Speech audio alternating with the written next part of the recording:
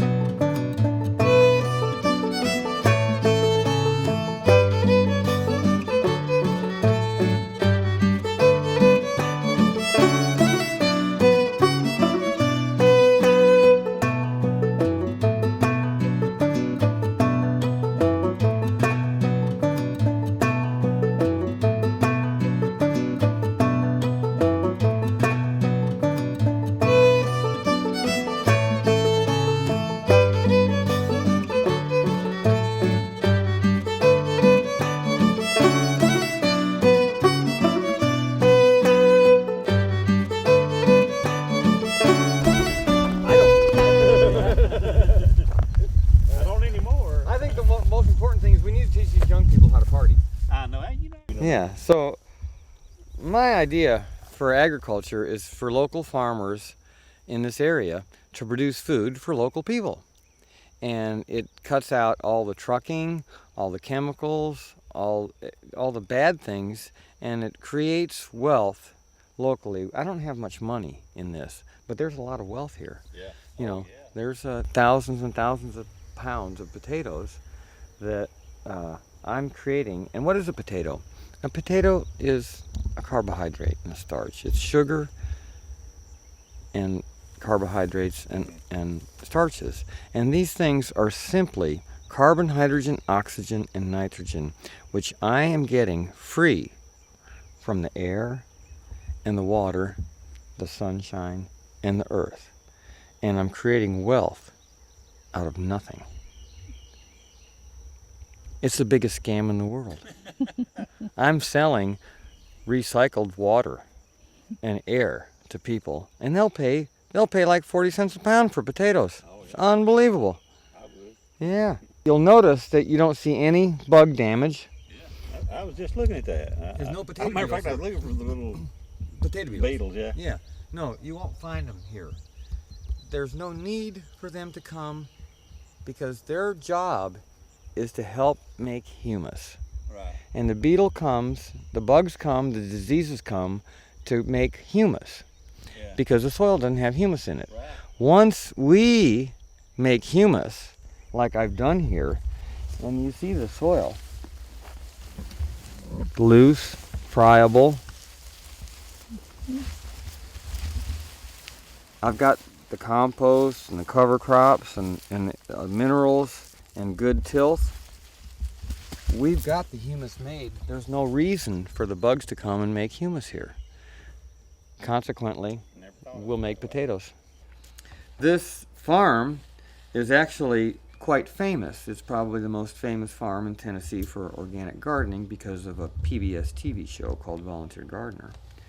And I write a newspaper column for the local paper, and I'm very well known here to, I bring in revenue into the county, I hire local people to work for me, and we have a thriving business here, not only growing organic vegetables, but also teaching other people about how to grow organic vegetables.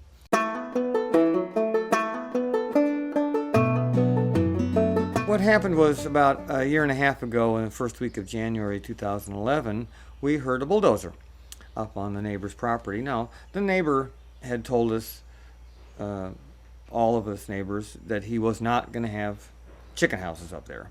And so we weren't real concerned about that. But Tom, who lives right next door, came down a few days after this and said, they're making a pad up there. I know because I'm a bulldozer operator and I know what they're doing.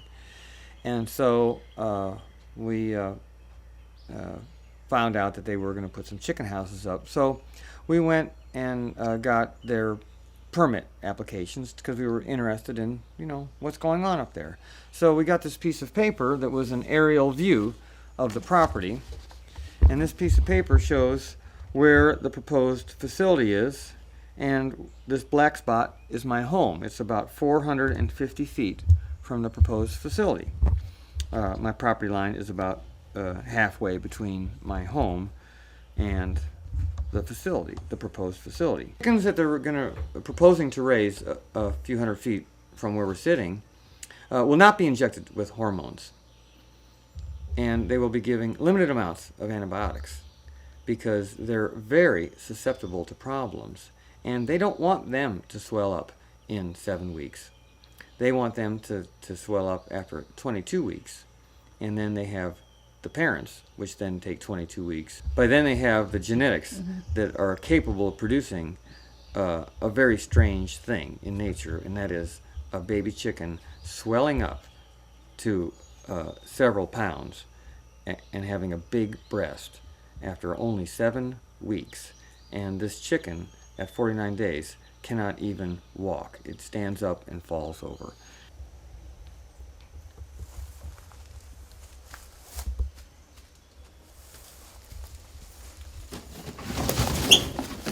And this is like one of the things that really, I mean, this is part of my business, is cooling my stuff off in this cave.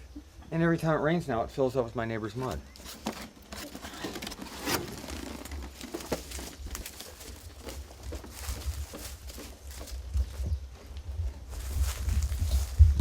It's actually from my neighbor's farm where they're building the chicken house. The mud that's coming into the cave is from my neighbor's farm. It's where they've done the grading to make the chicken house. And it rains, bunches of mud comes down the hill now and into the cave and into our garden. And we actually have our garden is smaller than we would like because of the neighbor's mud. You can see over here.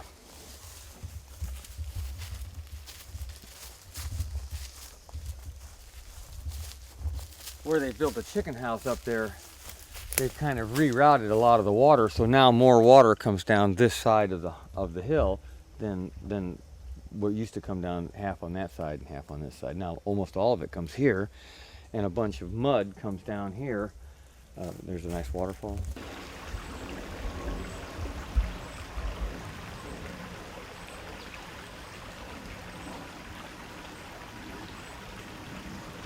Our concern is not just about a chicken house moving in next door to Jeff's farm. It's about the Tyson's chicken industry moving into Middle Tennessee. And it's this broader concern that has mobilized an effort to raise awareness about what's going on here. Now, when you do what I do, which is I raise some cows and I collect their manure, and I make some hay on my farm, and I make some compost, and I grow some vegetables, and I export meat and vegetables into Nashville, and I bring in money to our community, I am doing what's called a business. And I'm using local resources, local people to create wealth here in the county.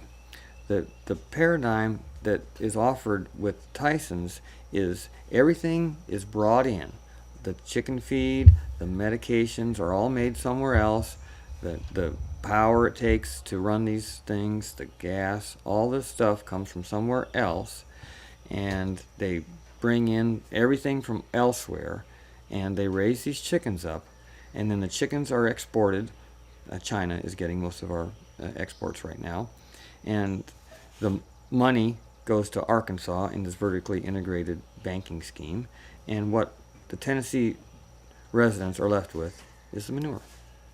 What's for dinner? Fiber. There you are. Everything. How are you?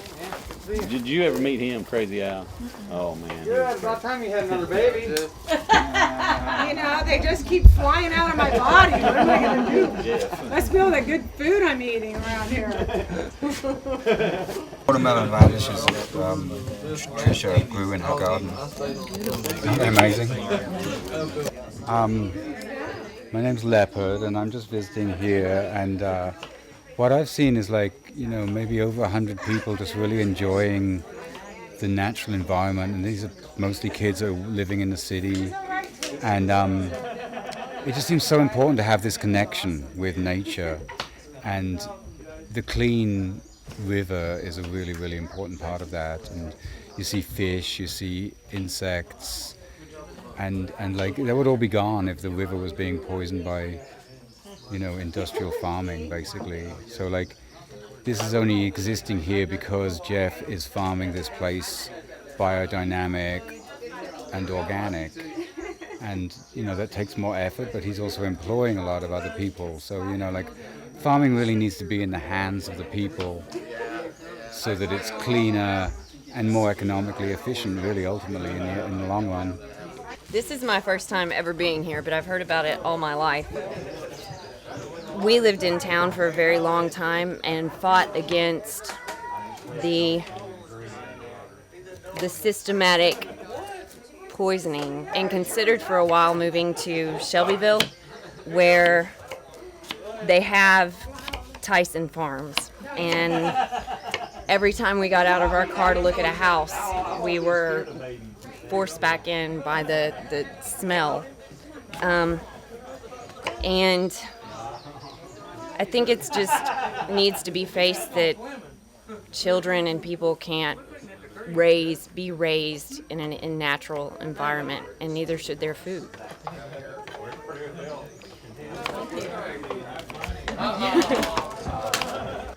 Hello.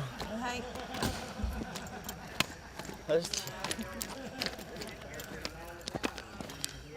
Who's that? You're running.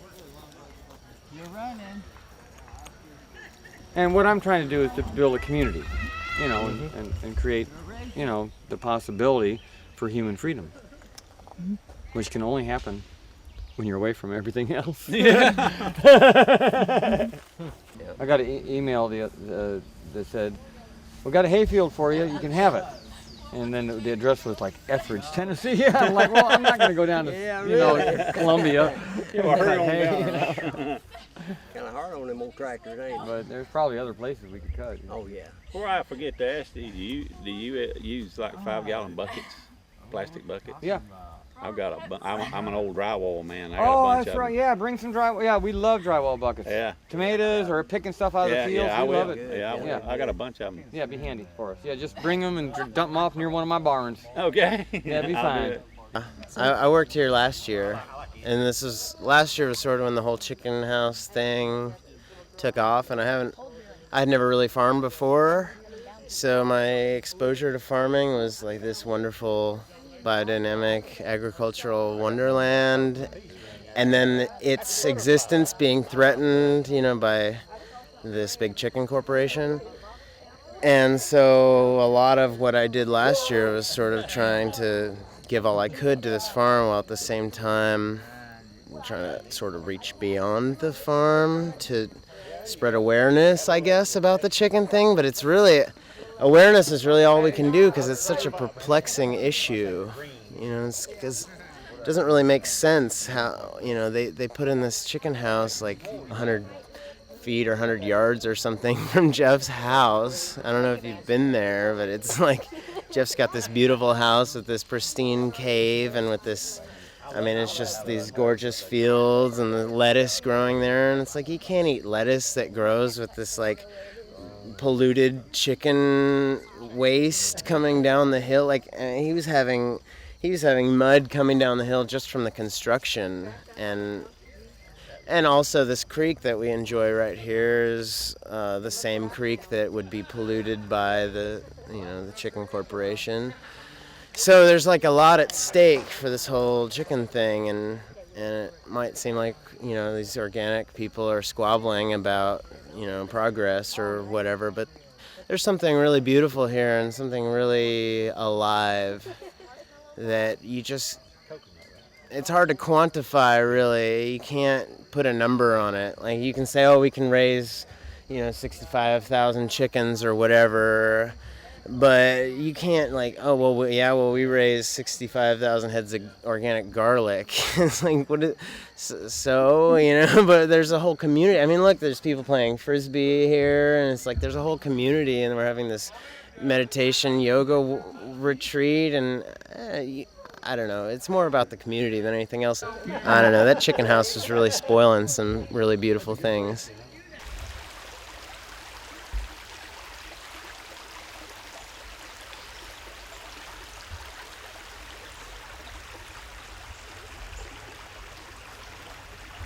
Okay. Hi, my name is Carissa Price, and I'm from Goodlettsville, Tennessee. I worked on Jeffrey Poppen's farm last year for about a month or so. It was a very good experience. Very good. I grew up in the city and stuff like that, so it was very nice to come out here and, you know, be on the wild land again, because there's not a whole lot out there. And so yeah, we planted vegetables, we prepared for the CSA every week and stuff like that. And, you know, it was very hot, hard work, so, you know, during the little breaks that we took, we'd go down to the creek and jump in, and if anything was to mess up that flow, it would just be really sad, because it's a very beautiful place, and the creek is very refreshing during the day when you're picking vegetables and out in the heat and stuff like that. So yeah, it would be a very big shame for it to have any sort of pollution to where we couldn't swim in it. You know, it's one of our daily routines during the heat of the sun, noon. We're like, oh, creek time, creek time. So my name is Adam Markham. I've been coming here for probably 10 years now, and I really don't approve of these chicken farms that they're putting up around here. I worked at one when I was younger. Oh, you did? Yes, I did. In Mont Eagle, Tracy City, East Tennessee. And that's one of the worst jobs I ever had. And it shouldn't be around here, and all this natural stuff that's going on, the good stuff that's going on here. I mean, I don't want to work out here with the smell and the stuff running into our fresh springs, creeks out here and everything. It's not right. It's not natural. It's not what the human race needs. I can't even imagine those chickens walking on each other like that. Like, it's really, really nasty stuff. You got to wear like respirators and everything. You can't go in there without one. It would kill you. You know what I mean? You can't even breathe in there. You can smell it 3 miles away. Right ahead of you. Wow. I don't eat chicken no more because of that. Really? Yeah, I don't at all. Even organic chicken, I do not eat chicken. I assume that any human that is thinking at all about their health or the health of the planet is boycotting CAFO meats. We don't need to eat this Tyson's product, which really isn't even a food. It's actually very harmful for the health of the people that eat it. And there's a major movement now to eat local foods and support local farmers. And I really can't get mad at my neighbor for what he's doing. He's just following the USDA recommendations. And I'm really not mad at the people that get up in the morning and on their way to work, they stop and get a McChicken or whatever. These people are just doing what, is sort of laid out for them to do. So, what I'm asking is that people just start thinking and just think about things and really just like try to do what your thinking tells you to do. And I think that people will stop eating this kind of food and start supporting local farms.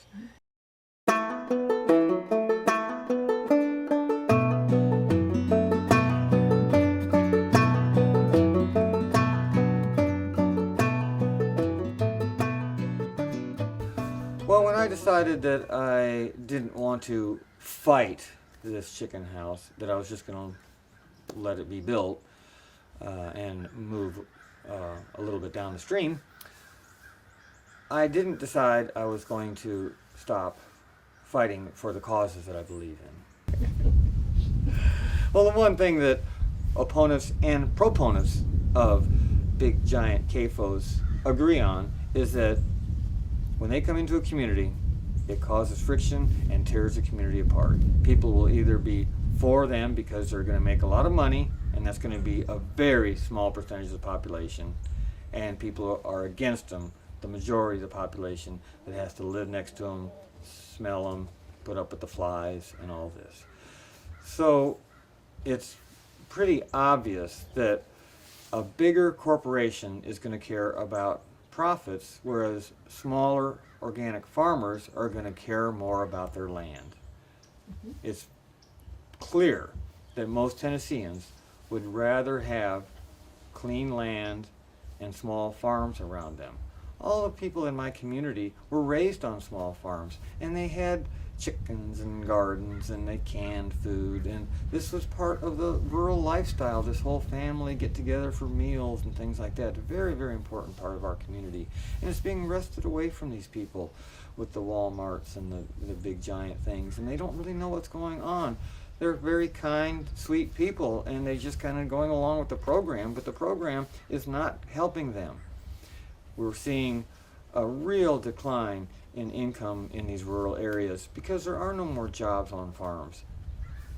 You know, and it's being subsidized in such a way that these big giant farms get, 75% of all these government subsidies go to just a very few, 10% of the farmers, these real giant ones. And, we're importing food in from China and all this other thing. It's making a lot of money for these big corporations, but it's not helping the common person.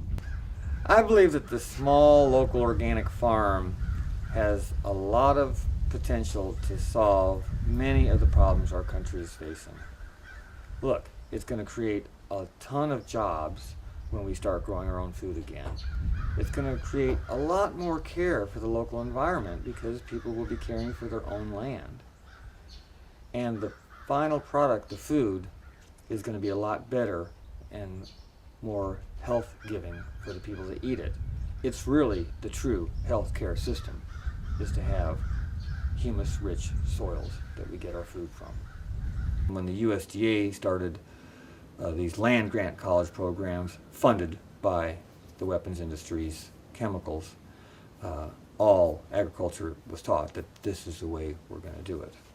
And the main thing that they taught at these land grant colleges is that a farm should never have crops and animals on it. It should have one or the other. And the complete separation of animal husbandry from crop production is what causes the soil to deplete to such a point that these chemicals are necessary.